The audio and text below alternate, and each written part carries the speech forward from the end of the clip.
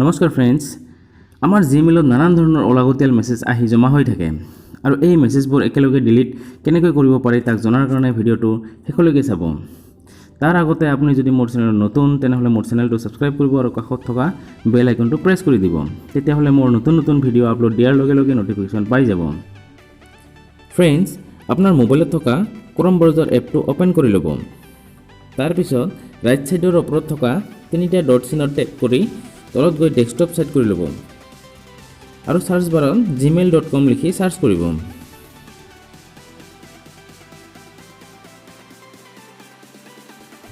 তাৰপিছত আপোনাৰ জিমেইল একাউণ্টটো যদি লগ আউট হৈ থাকে তেনেহ'লে লগ ইন কৰি ল'ব।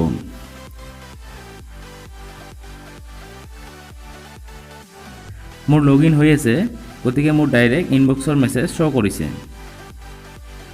ইয়াতে ইনবক্সত তিনি ধৰণৰ মেছেজ দেখুৱাইছে: প্ৰাইমাৰী, ছ'চিয়েল আৰু প্ৰমোশ্যনছ।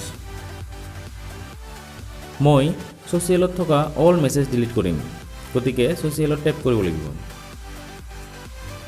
আৰু ফ্ৰেণ্ডছ, ওপৰত এটা স্কুৱেৰ সাইজৰ ঘৰ দেখা পাইছে আৰু এই ঘৰটোতে টেপ কৰি দিব লাগিব।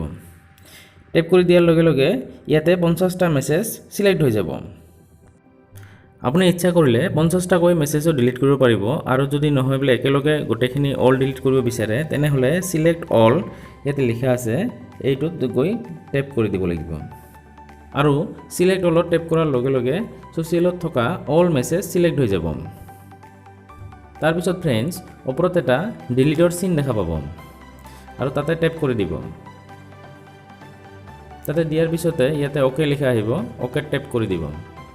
অ'কে টেপ কৰাৰ লগে লগে আপোনাৰ অল মেছেজ ডিলিট হৈ যাব ধৰিব। ইয়াতে লোডিং দেখুৱাইছে। এয়া ফ্ৰেণ্ডছ, মোৰ ছ'চিয়েলৰ অল মেছেজ ডিলিট হৈ গ'ল।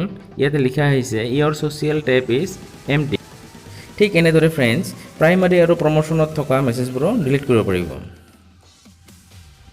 আশা কৰোঁ ফ্ৰেণ্ডছ এই ভিডিঅ'টো চাই আপুনি নিশ্চয় ভাল পাব। আৰু ফ্ৰেণ্ডছ, মোৰ AMT ইনফো চেনেলটো ছাবস্ক্ৰাইব কৰিব, লগতে লাইক আৰু শ্বেয়াৰ কৰিব। ধন্যবাদ।